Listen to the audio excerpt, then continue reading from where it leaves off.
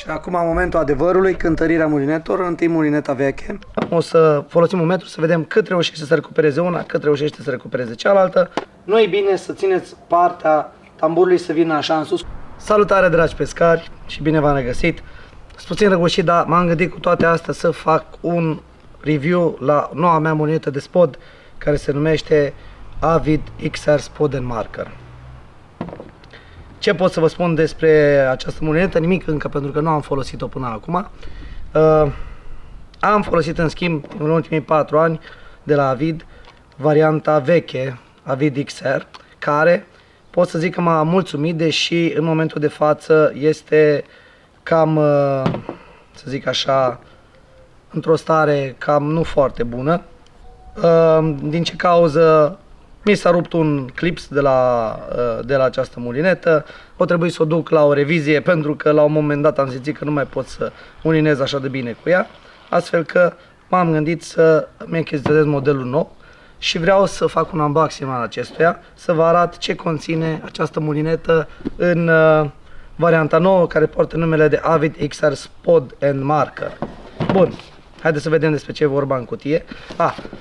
Așa. Să încerc să desfac așa, o pun pe asta deoparte deocamdată, că nu mai avem nevoie de ea. Observăm că vine înfășurată într-o pungă și într-o folie de protecție. Scoatem folia de protecție. Așa. O desfacem din cutie. Altceva nu mai avem în cutie decât, din câte văd eu aici, un manual de instrucțiuni cu piesele mulinetei. Tot la fel se filetează mânerul. Haideți să facem o comparație celor două mulinete. Acela este modelul nou, acesta este modelul vechi. Cam așa arată una lângă alta. O diferență am vedea la fluturile din față. Frâna la fel este rapidă la ambele, și la modelul vechi și la modelul nou. Din spate cam la fel, o mică diferență observăm aici la, nu știu, la design, să zic așa. Logo-ul Avid nu mai este scris pe spate, este scris pe lateral. Două locuri unde putem să clipsăm firul. M-am decis pe mulinetă să folosesc acest fir de la Delfin de 0,14. O să punem firul pe mulinetă, după care o să punem un înaintaș și sunt foarte curios să văd de greutatea celor două. Ambele mulinete, atât aceasta cât și aceasta, pot să vă spun din proprie experiență, recuperează cel mai mult la o tură de manivelă. Dar și acest lucru o să îl măsurăm, o să folosim un metru să vedem cât reușește să recupereze una, cât reușește să recupereze cealaltă. Sunt tare curios și de firul ăsta de la Delfin. Este de 0,14 textil, galben, anume de spod. Să vedem ce știe să facă. Haideți să vedem cum se descurcă mulineta cu nou fir. Dacă nu doriți ca firul vostru să ajungă răsucit deja pe lansetă, este bine să lăsați să se deplaseze așa, pentru că așa a fost el rulat pe acest tambur. Nu e bine să țineți partea tamburului să vină așa în sus, cum am văzut în alte locuri prezentat. Fixarea firului pe mulinetă, folosesc o buclă destul de mare, la care fac un nod de 8. Este important ca nodul care a ieșit să-l lăsați la baza tamburului și să încercați să-l duceți la baza tamburului. Și acum încep să mulinez. Ăsta este modul în care vă sfătuiesc să vă umpleți tamburii. Nu este bine să-l lăsați să vină așa, cum ar fi, să întoarcă așa și să iasă firul în felul acesta, pentru că va ieși automat răsucit. Și acum momentul adevărului, cântărirea mulinetelor, întâi mulineta veche. Așa. Cu fir 643 de grame, 644 de grame, după cum se vede. Și mulineta nouă, deci de ce am impresia că o să fie aceeași dimensiune. Să vedem. Este dimensiunea. Hopa, că e mai grea. 682 de grame. Da. Poate și firul că e puțin nut, dar 683 de grame. Și acum, ultimul lucru, cum măsurăm cât fir reușește să deruleze la o tură completă de manivelă. Voi folosi un test destul de simplu. Îndrept firul lângă inel. îl marchez cu un marker. Acum mă pregătesc,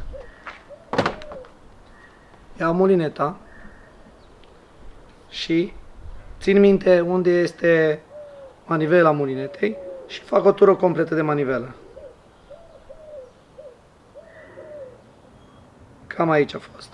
Și acum tensionez iarăși și marchez iarăși firul în locul în care a ajuns la inel.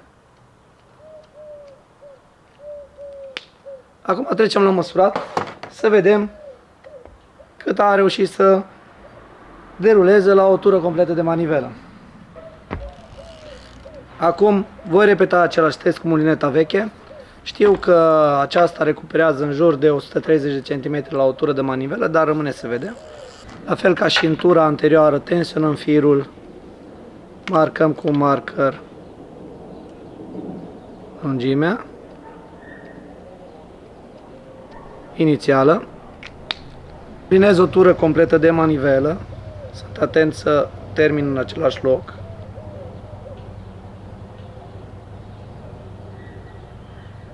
Cam aici era.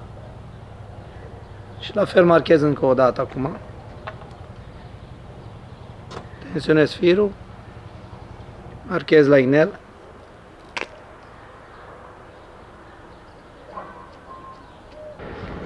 Am ambii tamburi, ambele fire.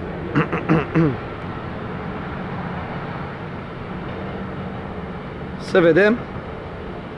Și aici sunt puse la un singur capăt și firul mai gros este firul la cealaltă mulinetă. Observăm că exact, nu știu dacă se vede, exact la fel, exact același dimensiune. La exactitatea exactului, nu știu dacă se vede. Uitați-vă aici. Foarte mici diferențe. În concluzie,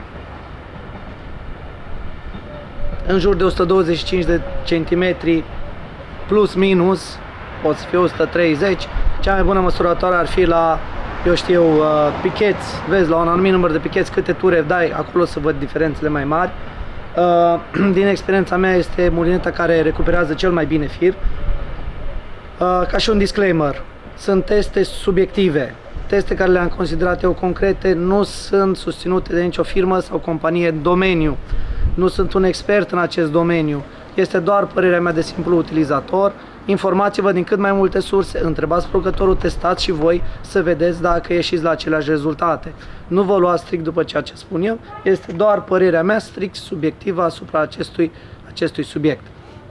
Dacă v-a plăcut videoclipul, nu uitați să vă abonați. Eu pot să spun că pentru prețul care are este o mulinetă la un preț corect pentru o mulinetă de spot, care din punctul meu de vedere e mulineta care o utilizez cel mai mult. Cam astea sunt testele care le-am făcut eu. Vă mulțumesc pentru atenție, să ne vedem cu bine pe baltă!